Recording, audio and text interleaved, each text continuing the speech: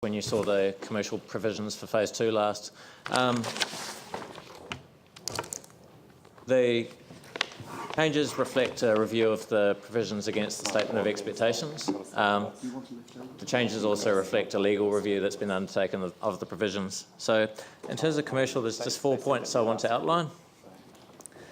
In the workshop version, if I can call it that, we included some rules and guidelines for Akaroa.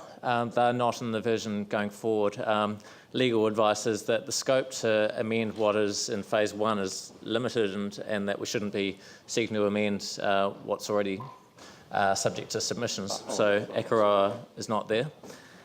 A second point, again reflecting that legal advice, is phase 2, the workshop version proposed deletion of some rules which were being dealt with by other phase 2 chapters, and again that's come out because it's in phase 1 and we can't meddle with the substance of what's in phase 1.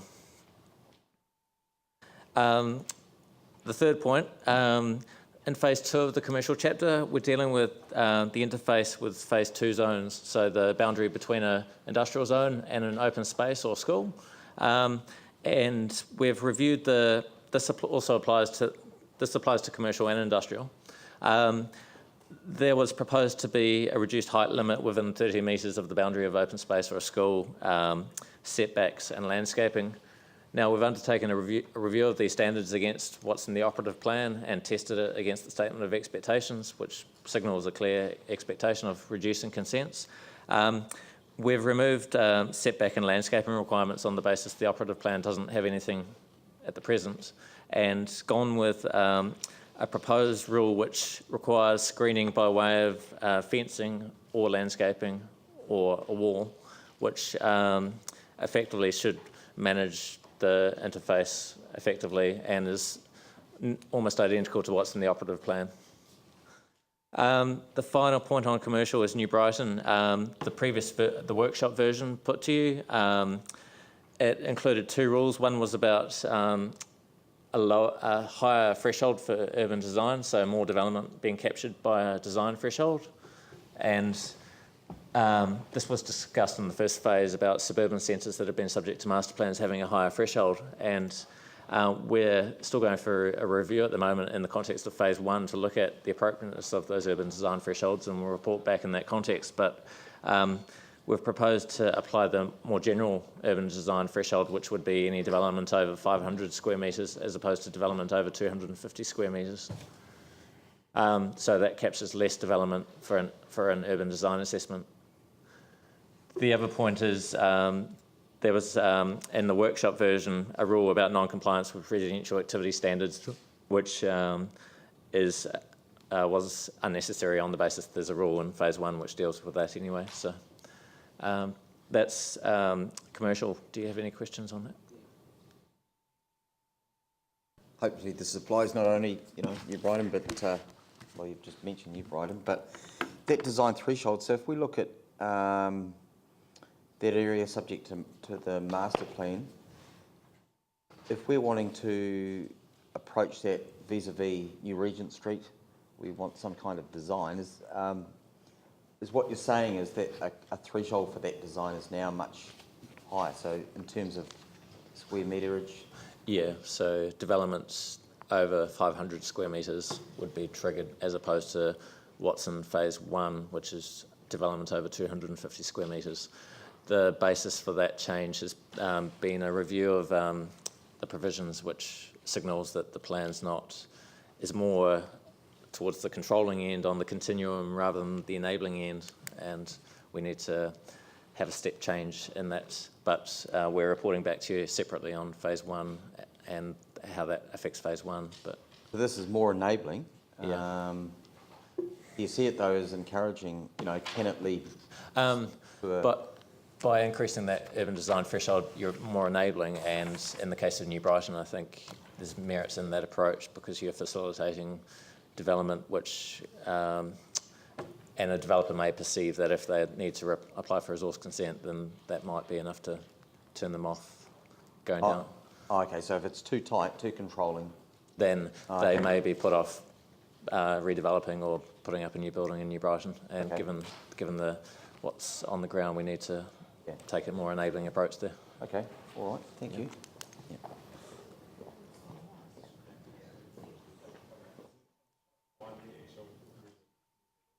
Is there a list of the commercial ones, like you've just... No. There's no further changes from the version that was circulated earlier this week.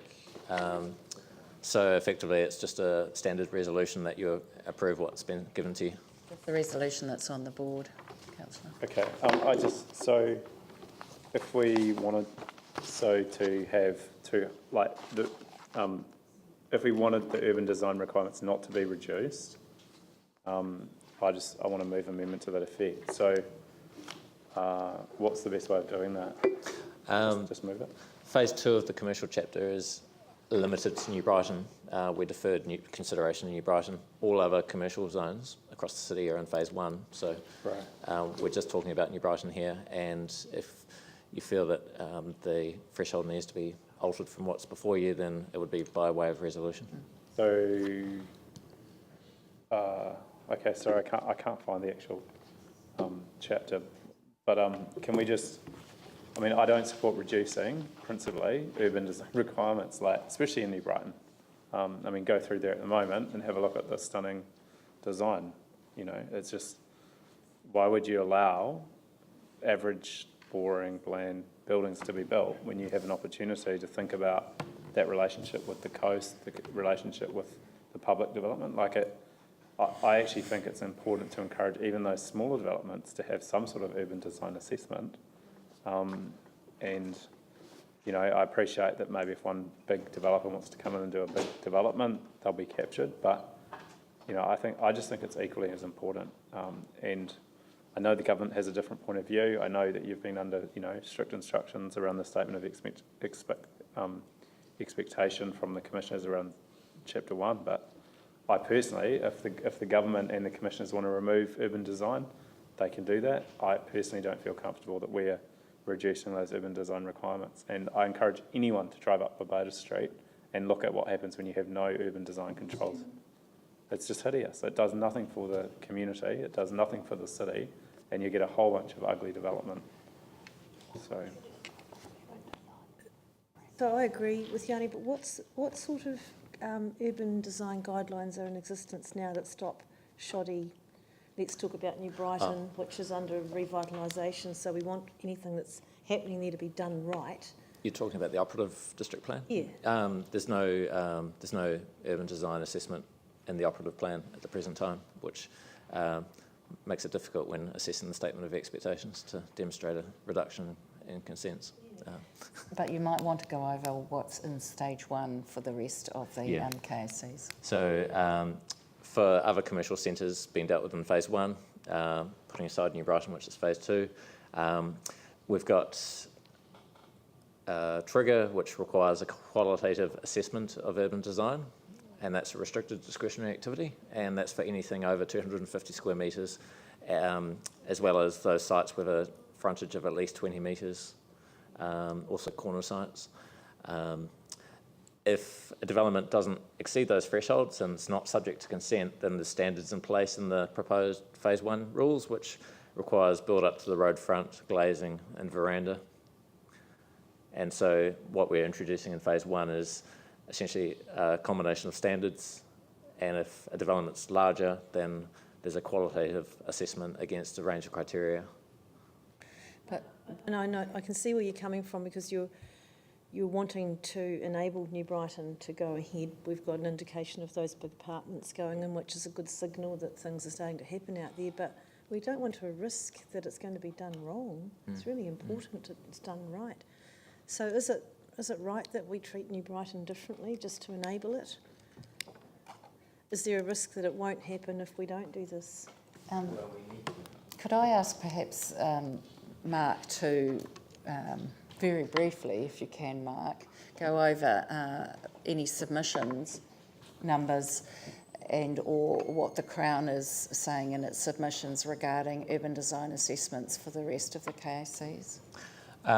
There's been numerous submissions, particularly from the Crown, but also other groups seeking the urban design thresholds that I've just spoken about in phase one, that they're deleted.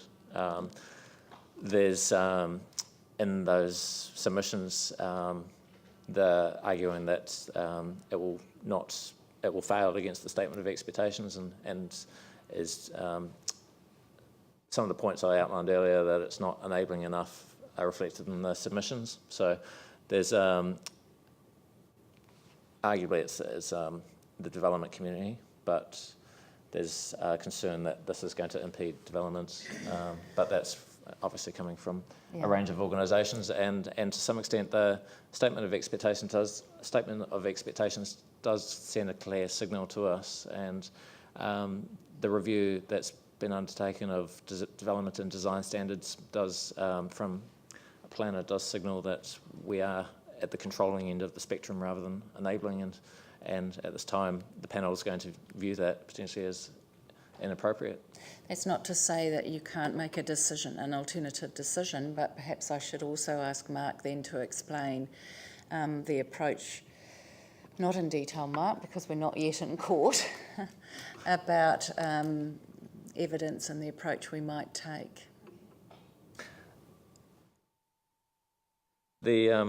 Just briefly.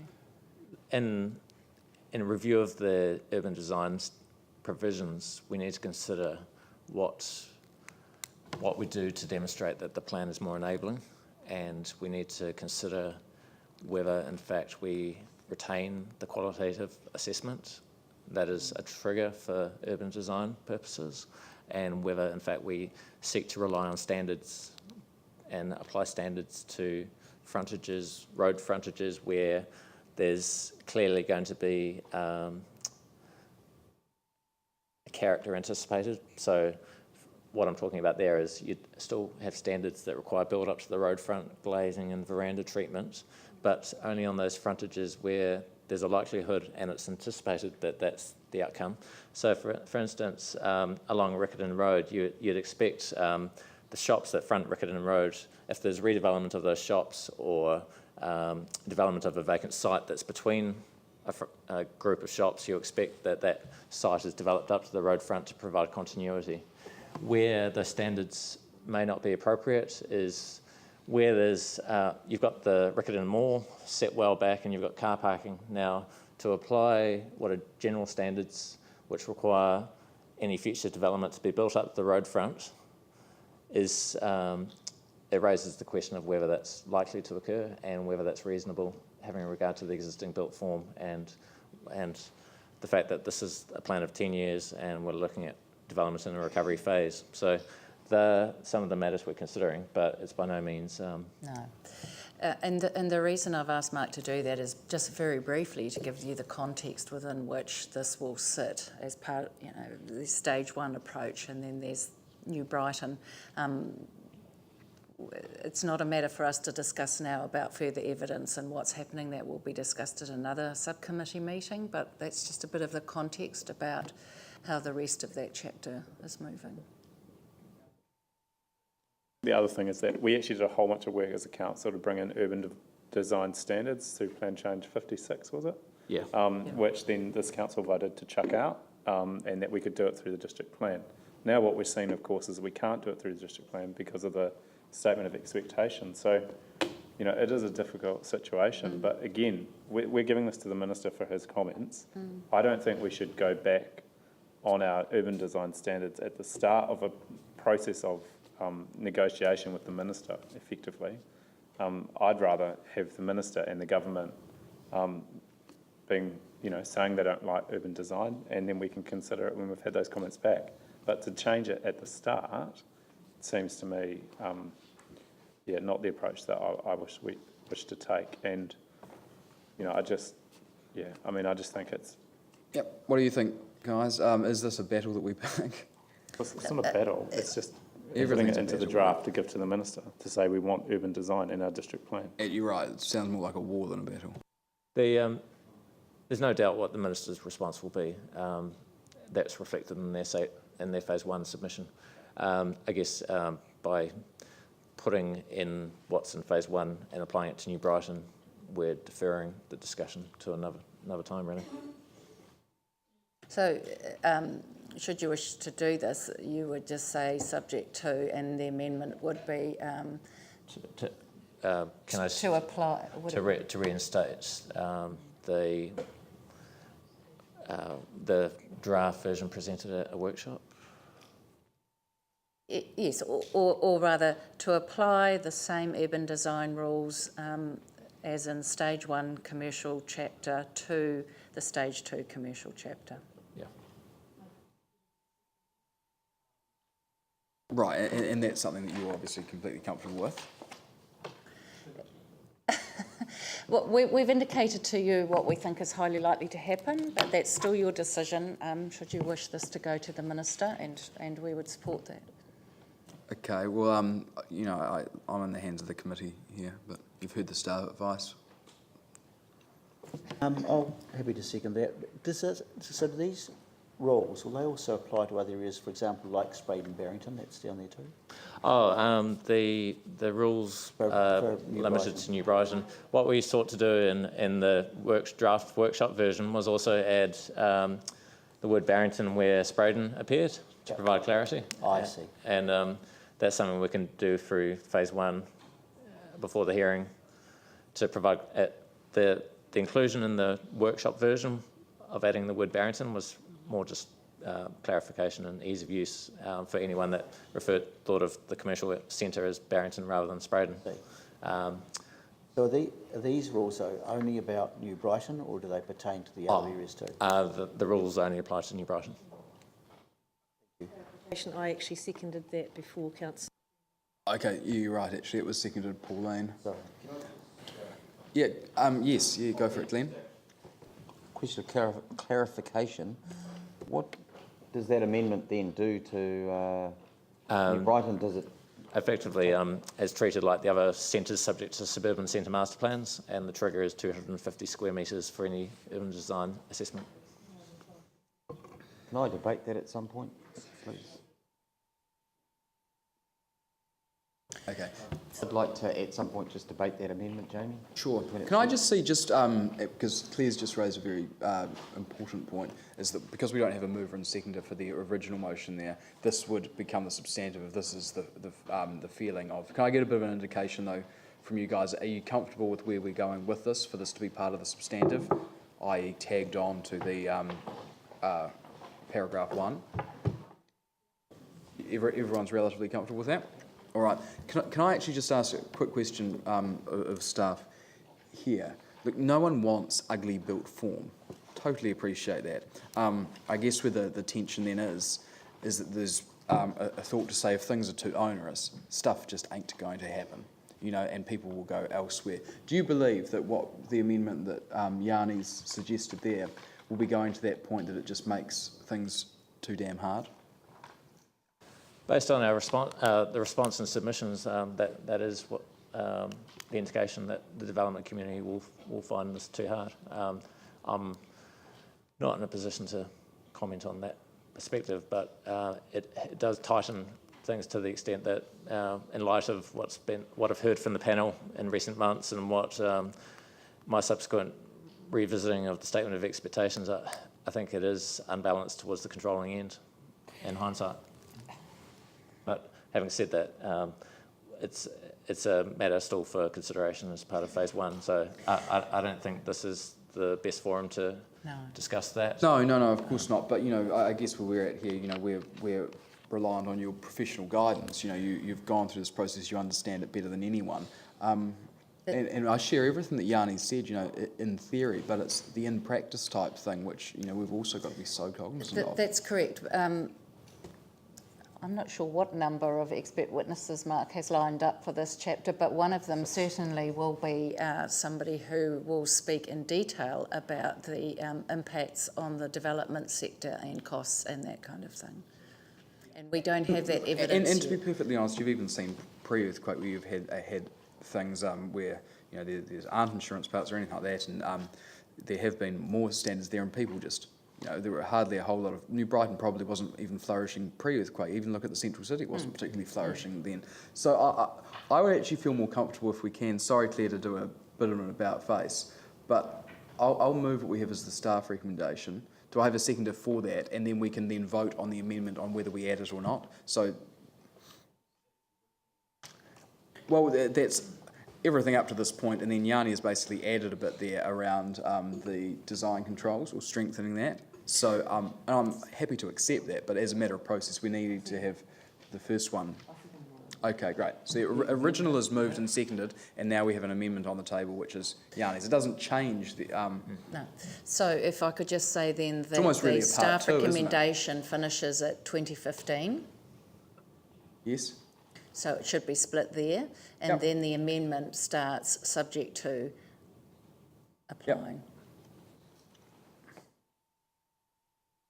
So 2015 and, yeah, and then the amendment is there. Okay, so we've got a mover and seconder for the first one. Any other questions? Oh, sorry, Jimmy. Yes. The New Brighton put into neighborhood center, KOT center in category D rather than category C, because I'm concerned zoning, including a moment New Brighton already include a commercial bank in that area, BNZ in there already. But if in category C, no commercial bank in that area. So I'm not sure whether it's appropriate or not. Oh, you're referring to the table? Yeah. Yeah. Attachment, yes. Yeah, category C is those neighbourhood centres which are key activity centres. Yes. And they're given primacy over other neighbourhood centres in the hierarchy. So we give greater support in the policy framework to New Brighton and Spraydon than we do to other centres like Edgware and Maryvale. That's based on direction in the regional policy statement. And so effectively you've got a series of rungs on the ladder. You've got Central City at the top, district centres below that, which are the likes of Riccarton, Hornby, and then Spraydon and New Brighton, and then other centres below that. So it's effectively giving greater support to... Fair to say this is a bid to sort of a push to revitalise these areas, which could do with a bit more investment perhaps in them than some of the other ones. It's not pinpoint. The identification of New Brighton as a key activity centre is not so much on the basis of its current state, but It's not trying to push for a bit more investment or revitalisation into that. That's how I took it as. That's what the policy is seeking to achieve. But its identification as a key activity centre is ingrained in a much broader framework, which identifies these key nodes evenly distributed across the city to serve different population catchments. Okay, well, we've got an amendment here. We're 1 minute over morning tea break, 2 minutes over morning tea break now. So the amendment, personally, I'm going to be voting against the amendment just because I think, although Yanni begs to differ, that he doesn't think it's a battle. I think, everything here is a battle. We've got to pick these battles. The stuff wasn't happening before. The clear feedback has been that it's been too onerous. I've seen, so many things at the moment which just aren't stacking up. Getting investment in here is actually the real problem. There is so much capital flight, and it's absolutely scary. It really, really is. We don't have half the levers to pull to actually alter that. But going out here to I think, and making that more difficult, I don't think is necessarily the battle that we need to be picking. So, in principle, totally supportive of having things look prettier through strengthening the design guidelines, but there just isn't the investment. So I'd rather a building there that's okay as opposed to nothing and more money going away, because honestly it is not stacking up. Every bit of advice that I'm seeing right now is you've got bankers, accountants, professional financial advisors saying put your money elsewhere, it is too hard, and that's not even talking about then putting on design guidelines. So that's where my concern's at the moment. So I'm voting against the amendment. Jamie, I'm voting against it as well. A question that is consistently put to me in the community in relation to New Brighton is, what's the council doing for New Brighton? My view is we need to encourage this key activity centre. In its heyday, of course, as it had a monopoly on Saturday trading, it expanded. It's forgotten to contract. And now through the master plan process, of which Mark has been a key part of that, my view is that we need to encourage and be more permissive for it rather than controlling. We need to get it over the line to actually get it started. and it's been heartening to see that resource consent lodged in recent days. I'm hoping that something will come of that. My view on this is, as a council, that we need to say yes to New Brighton. We need to find a way to do that, and we have a duty to look after the whole city. This is a key part of our coastline, and we need to ensure that it goes ahead. Right at the start of the whole district planning process, Brigitte talked about finding the balance, and so on the scales here, I think we need to tip it that way to a more permissive approach. So that's why I'm voting against the amendment there, simply because we just need some real affirmative action out there for that community to get it going, and I seek your support on that. Mm-hmm. Does anyone else? Oh, Yanni. I speak strongly in favour of the amendment. We've heard that people, there's been some comment made that people don't want us to be more controlling. Actually, I disagree. 97% of people that commented on the central city living zones supported urban design and opposed the removal of urban design standards. The consultation we did on Plan Change 56, we had support for urban design standards. We haven't had very many urban design standards in the city. We actually need more, not less. And it's not about being controlling or not being enabling, actually. It's about enabling vibrant and diverse communities to have an identity and a character rather than just be boring and bland. And, you know, if you go to cities around the world, where are the areas that people are attracted to? Areas that have a difference, areas that have uniqueness, areas that have character, areas that have an identity. So I don't think we're doing any service to New Brighton at all by removing urban design standards or assessments. It just, to me, makes absolutely zero sense to enable the large-scale development of an area without having urban design. It just, I thought as a society and a city and a country, we'd progressed in the last 2 decades to actually understanding that things like the Riccarton Westfields, for example, is not a good optimal outcome for a city as it develops. So, you know, I know the developers want us to remove all the rules in our district plan. It's the same thing that we hear every time through our long-term plan. They want us to remove DCs, they want us to remove any restriction on what they do.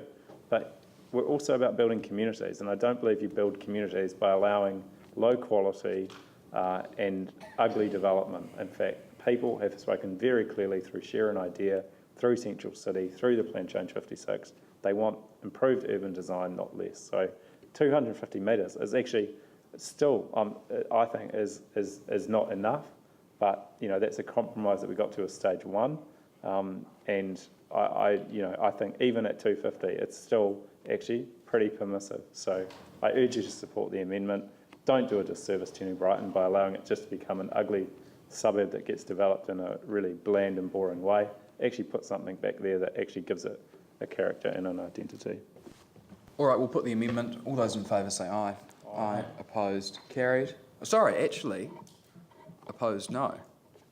Let's do that again. All those in favour say aye for the amendment. Aye.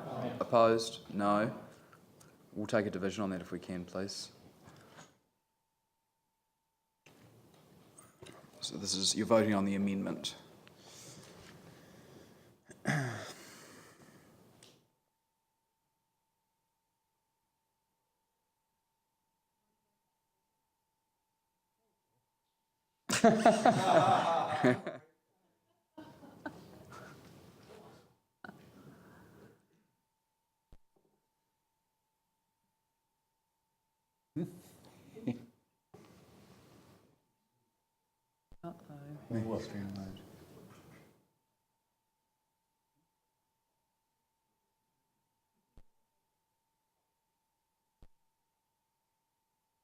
The suspense is killing me, Claire.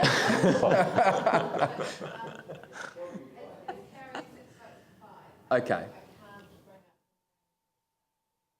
Okay, but that can be, that's obviously recorded though, isn't it? It's recorded. Okay, great. So that now becomes the substantive. All those in favour say aye. Aye. Opposed? Carried.